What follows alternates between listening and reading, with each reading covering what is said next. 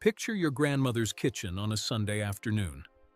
A cast iron pot simmers on the back burner, tomatoes breaking down into sauce over 3 slow hours, garlic and basil scenting the entire house. Now picture the glass jar on your pantry shelf tonight, the one with the Italian-sounding name on the label and the checkered tablecloth graphic, the one you grabbed because weeknights are chaos and dinner has to happen in 20 minutes. That jar promises the same tradition your grandmother carried in her hands. But what investigative analysis of ingredient lists from major American marinara sauce brands reveals is a pattern that would have stopped your grandmother cold at the stove. 8 brands currently stocked on middle shelves across supermarket chains have been found to contain high fructose corn syrup, the industrial sweetener that the American Heart Association and numerous peer-reviewed studies have linked to concerning metabolic patterns when consumed chronically. You did not sign up to feed your family corn syrup with their pasta. You signed up for tomato sauce. Tonight, we pull back the red curtain on what is actually in those jars, why it is there, and what your family deserves to know before the next pot of spaghetti hits the table. The authority for this investigation rests on a foundation of regulatory record and peer-reviewed science. The FDA classifies high fructose corn syrup as generally recognized as safe, but generally recognized as safe is a regulatory status, not a nutritional endorsement. The American Heart Association, in its 2023 updated dietary guidance, recommends limiting added sugars to no more than 25 grams per day for most women and 36 grams for most men, noting that the average American consumes far more, largely through hidden sources in processed foods.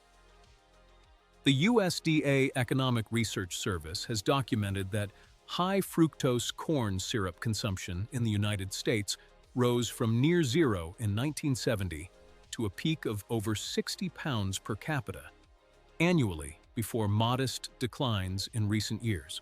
A 2022 meta-analysis published in the journal Nutrients examined the association between high fructose corn syrup consumption and metabolic outcomes, suggesting that fructose-specific effects on hepatic lipogenesis may contribute to fatty liver changes and elevated triglycerides over time.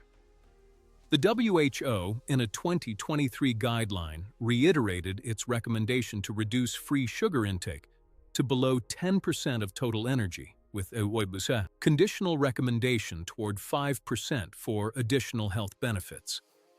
When an ingredient that began as a cost-saving industrial sweetener appears in a product positioned as traditional Italian cooking, that is the kind of mismatch investigative consumer reporting exists to expose.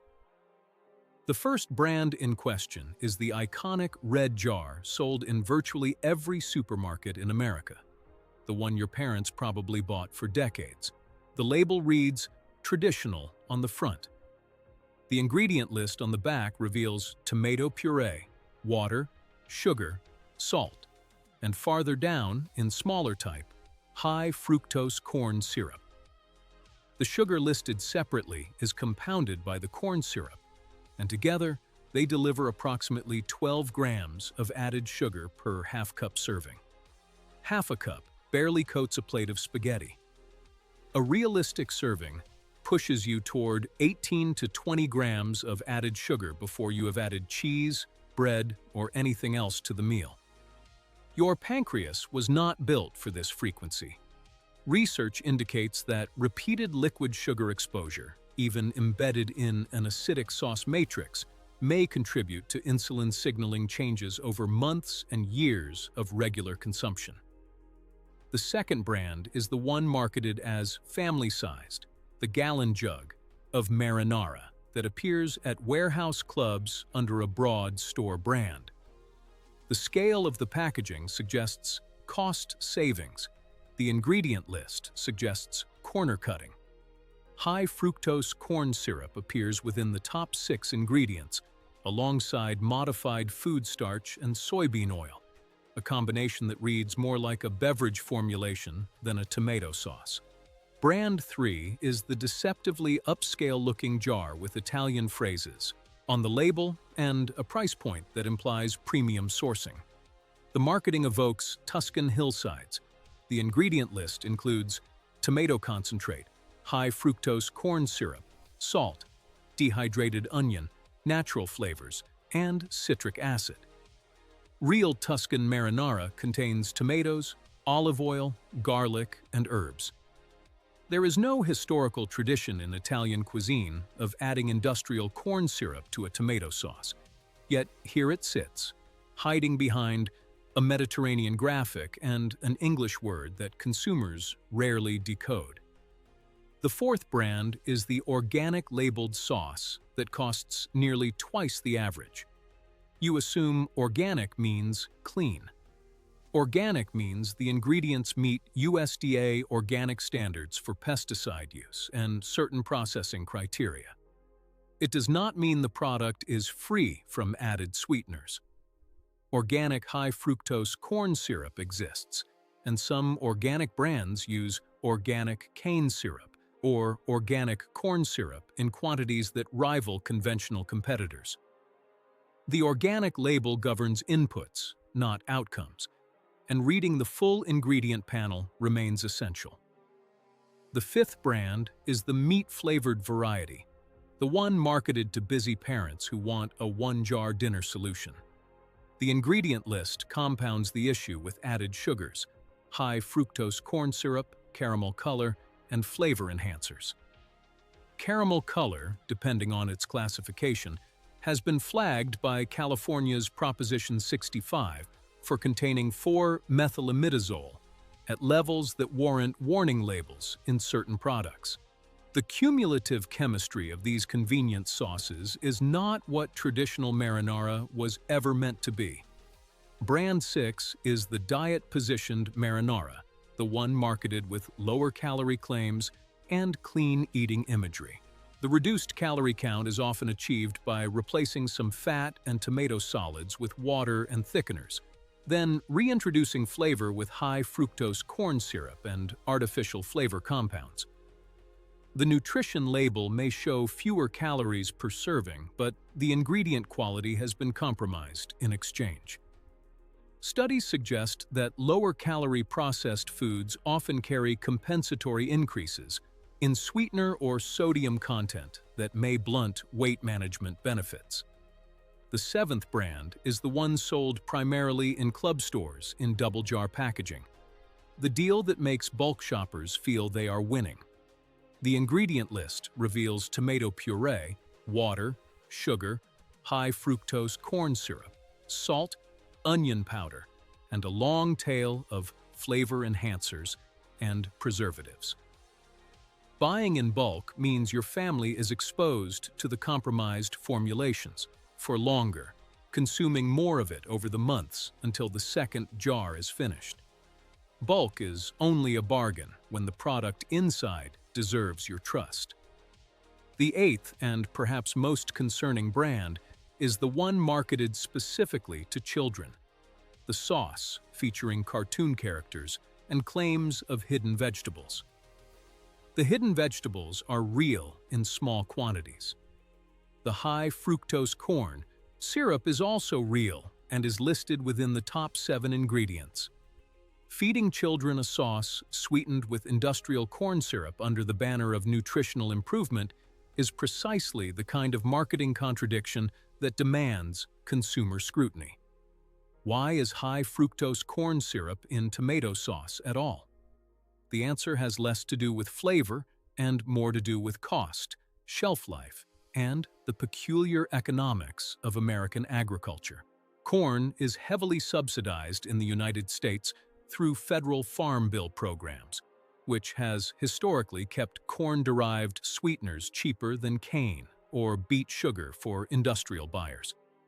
Adding corn syrup to a tomato sauce accomplishes several things from a manufacturing perspective.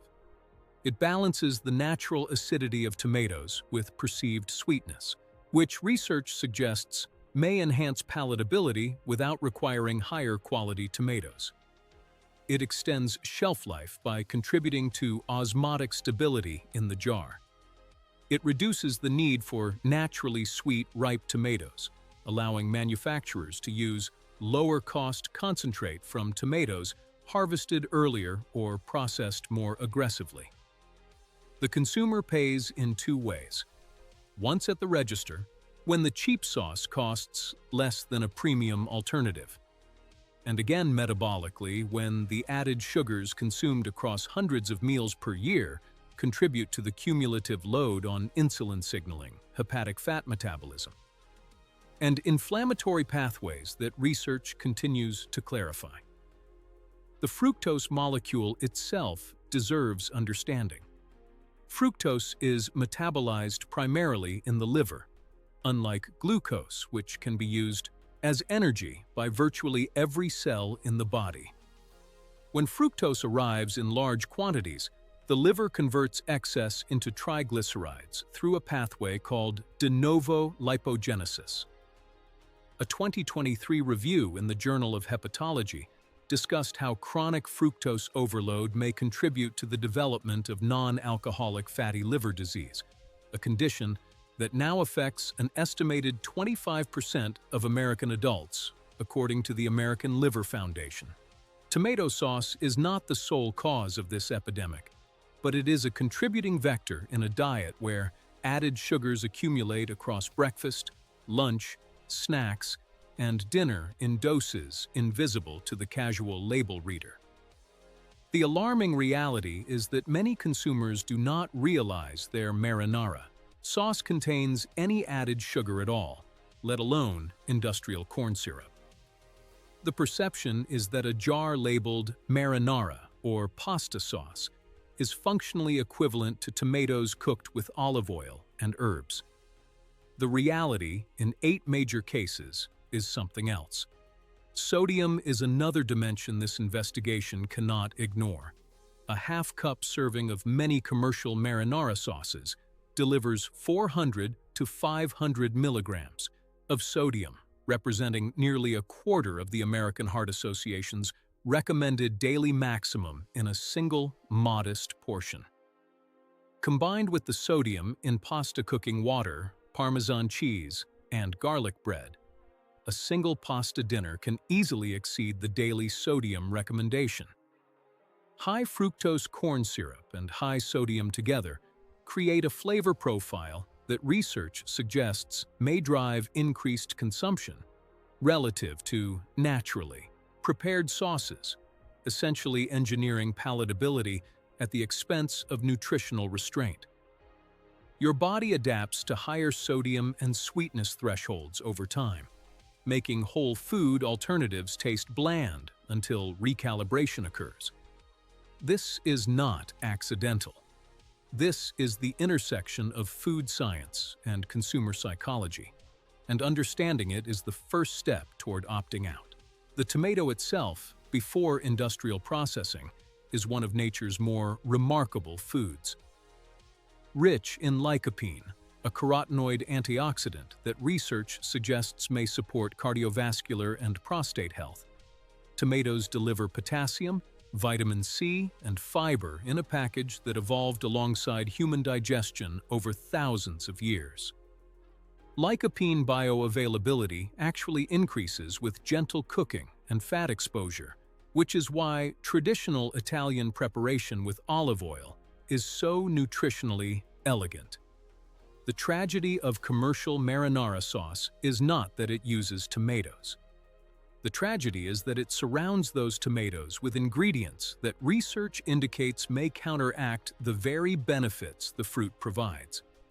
Studies suggest that chronic consumption of added sugars may promote the kind of low-grade systemic inflammation that lycopene and other antioxidants are meant to help quiet. The net effect is a sauce that on paper delivers tomato nutrition, but in practice may not deliver the metabolic benefit a simple home preparation would provide. Here is what your family can do, starting with your next grocery trip. First, audit the jars currently in your pantry. Read the ingredient list on every marinara and pasta sauce you own.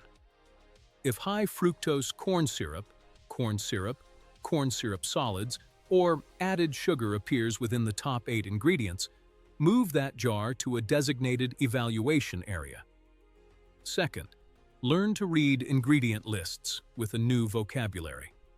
Sugar can appear under more than 50 different names, including evaporated cane juice, dextrose, glucose syrup, rice syrup, and agave. If multiple sweeteners appear across the list, they often add up to more than the single listed sugar value suggests. Third, consider transitioning to brands that list only tomatoes, olive oil, onion, garlic, basil, oregano, and salt.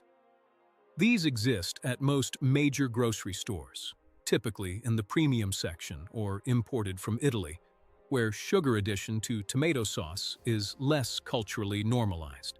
The price difference per jar is often $1 to $3, which spread across a family meal adds roughly 25 cents per person for markedly cleaner ingredients. Fourth, when time allows, make your own marinara from canned whole tomatoes. A large can of San Marzano-style tomatoes, crushed by hand, simmered with olive oil, garlic, salt, and fresh basil for 20 minutes produces a superior sauce at lower cost per serving than premium jarred brands. Fifth, batch cook. One Sunday afternoon can yield enough homemade marinara to freeze in portioned containers for 6 to 8 meals. Sixth, teach your children to read labels with you. Make it a game.